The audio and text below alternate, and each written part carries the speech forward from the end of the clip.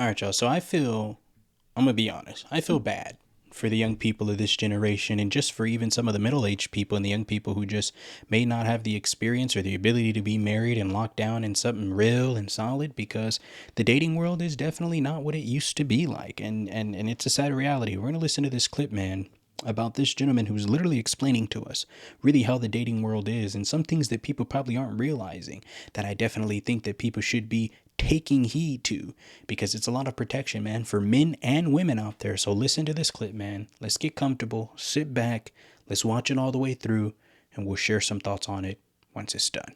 Let's get into this. I don't miss the dating game. The dating game full of witchcraft. Full of witchcraft. Everybody manipulating one another, playing mind games with one another, trying to get stuff out of one another, trying to be on top, seeking control. It ain't nothing but witchcraft, and I don't want nothing to do with it. And a lot of y'all operating out of this witchcraft, and y'all don't even realize it, man. Y'all don't even realize it, deceiving one another. You see what I'm saying? Playing these games, lying to one another, you know, trying to put on this front. See, this is what happens, man. A lot of y'all need to heal, man. And a lot of y'all don't want to heal. A lot of y'all would much rather put on this identity and just seek control and validation from people chasing your validation, rather than dealing with the pain of healing, of going through that healing process and becoming that person that was once heartbroken. If not, actually better. You become better. You see what I'm saying? But everybody doing witchcraft on one another. If you can't be your full authentic self, why are you out here being? Y'all get what I'm saying? If you can't be your full authentic self, and if you're not healed, it's kind of irresponsible for you to be out here trying to date people and bring people into your life. Because one, they're not going to heal you. You need Christ. You can put on that Band-Aid. You can try to bring people into your life to try to run away from the pain, but that pain going to be there. You see what I'm saying? And eventually it's going to get to a point to where you can't hide it no more, that you're going to start bleeding over somebody who didn't cut you. You see what I'm saying? That's just how it go. But a lot of y'all doing witchcraft on one another. You see what I'm saying? Oh, I like him, but I'm not going to tell him how I feel because of X, Y, and Z. That's deception. Oh, I don't like her because if I tell her that I like her, she gonna think this. That's deception. You know you feel something about a person, but you're not gonna tell them. You're gonna act. You see what I'm saying? Act. You're putting on an act. You can't be your full authentic self. So when you put on an act, you're deceiving this person. I like this person, but I'm gonna show them something else. Or I like this person, but I'm gonna make them chase my validation so I can feel secure. That's deception, whether you realize it or not. If you can't be your full authentic self, if you can't tell somebody straight up how you feel about them and that you like them, either one, you liking the wrong person, or two, you got some healing you need to do. You should want to be able to be your full authentic self. A lot of y'all want people to be transparent with y'all. Love y'all with no strings attached. Be completely vulnerable, but we're not ready to give what we want from people. So if you're not at a state to where you can be yourself fully authentic, in an authentic way, you got to do some self-reflecting. Nobody's asking you to be perfect, but you need to be honest. You need to be vulnerable. Man, look here. I don't miss it. People ask me, man, I don't miss the dating scene, bro. I gave my life to Christ, and I'm cool with waiting on God, man. I'm cool with it.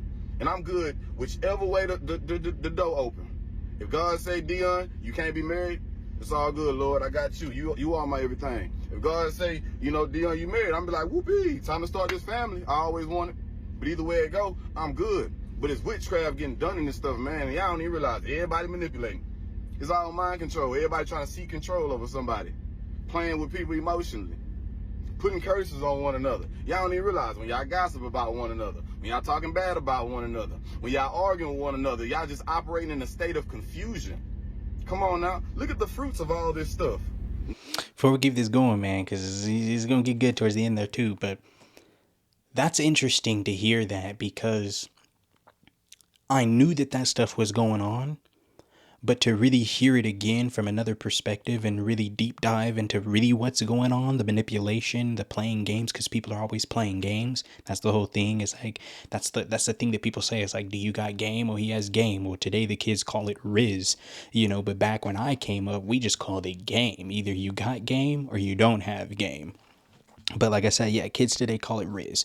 So it's like, it's just all this game playing, all this rizzing up, no one's being serious.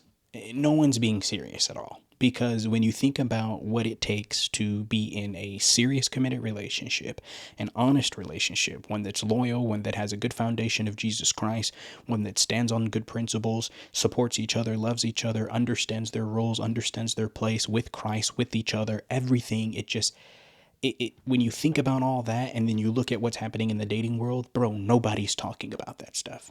And a first date, when they're sitting down talking, people aren't having those kinds of conversations. It's superficial.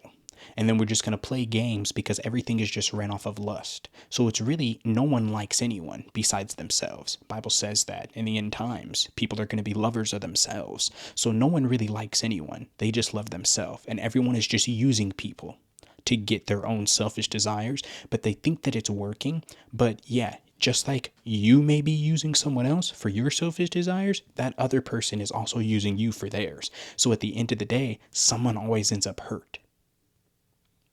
You leave with nothing. You gave everything, and you thought you were only receiving because you were being pleasured or you were happy, but you were also giving yourself away. You were also giving yourself to someone else. Man or woman, it doesn't matter who you are. And you got to think about that. So when you go through life and you realize that you have all these problems, these anxiety, these depressions, these mood swings up and down, it's because you've attached yourself to people that you had no business attaching yourself to. You attached yourself to people that on the surface, they presented themselves as meaning well. But deep behind those curtains, they did not have good intentions for you. Nor were they a good person spiritually, mentally. Those things are important. But lust runs our community. So people don't take the time to slow down to say, hey, there are some real concerns that I think we need to address. We're here on the first date. It's obvious you think I'm attractive. Let's not be dumb about this stuff anymore. People won't go sit down for dinner with someone on a first date that they don't at least find mildly attractive. So if we're sitting at a date and we're at the table already and you've already agreed to coming out with me and we're here, I don't think we need to go off of physicality anymore. I think it's obvious that we both find each other physically attractive. Now it's mental and spiritual that we need to figure out, because those things aren't directly visible. With those things, we get to portray what we want to portray. But we got to get to the nitty gritty to find out what's really going on there. Got to be careful with this stuff, man. Let's keep this going. None of this stuff is godly. None of this stuff is holy. And don't nobody want nothing to do with holiness because y'all feel like it's either far-fetched or it's doing too much. Come on now, bro. Y'all gotta wake up.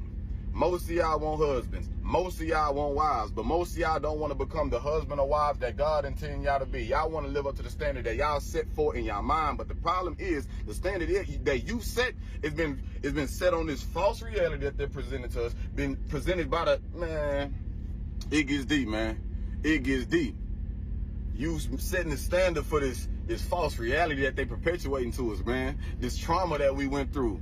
You see what I'm saying? Y'all gotta wake up, break out this matrix, bro. Wake up. Right there, man. And that's the only way to get out of it, man. People just have to realize that. And you got to be serious.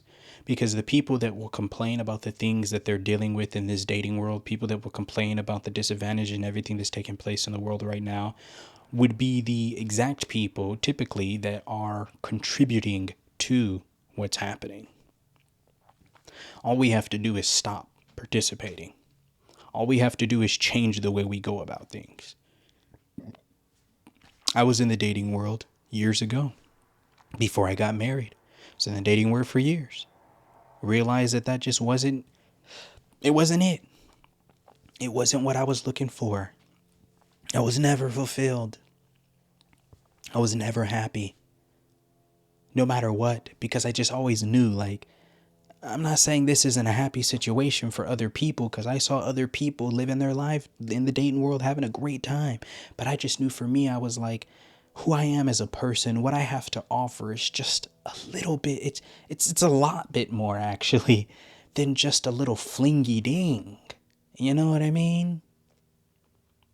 I didn't mean to rhyme there, but hey, did anyways. Flingy ding, know what I mean? Yeah, but I had to come out of that. And coming out of that was realizing that, bro, this is destructive. This is destroying me because I don't need to continue to give. A woman of God told me this. One of my old coworkers said, you need to stop. You have value in yourself. You don't want to keep giving yourself away to these people who don't truly see that value because you're allowing them to destroy you. You're allowing them to have you. Sure, you may be enjoying yourself, but they're taking pieces away from you every time you let this happen to you. One of the most profound pieces of advice that I've received changed my perspective, changed my entire life, changed my outlook. And that piece of information right there, which I truly believe was given to that woman from God to give to me, that piece of information is what helped me change my life and find my wife. And 5 years later, I ain't going back. I am exactly where I've always wanted to be. And I want that for other people too, man. And so did that gentleman that we just heard that clip from, because he's realizing it just like I've realized it years ago. And as you're watching this, I hope that this is your time that you can realize it as well and change that future for yourself for the better, man. That's all I got for you guys on this one. Appreciate it if you stayed to the end as always. To the next one, y'all. I'm out.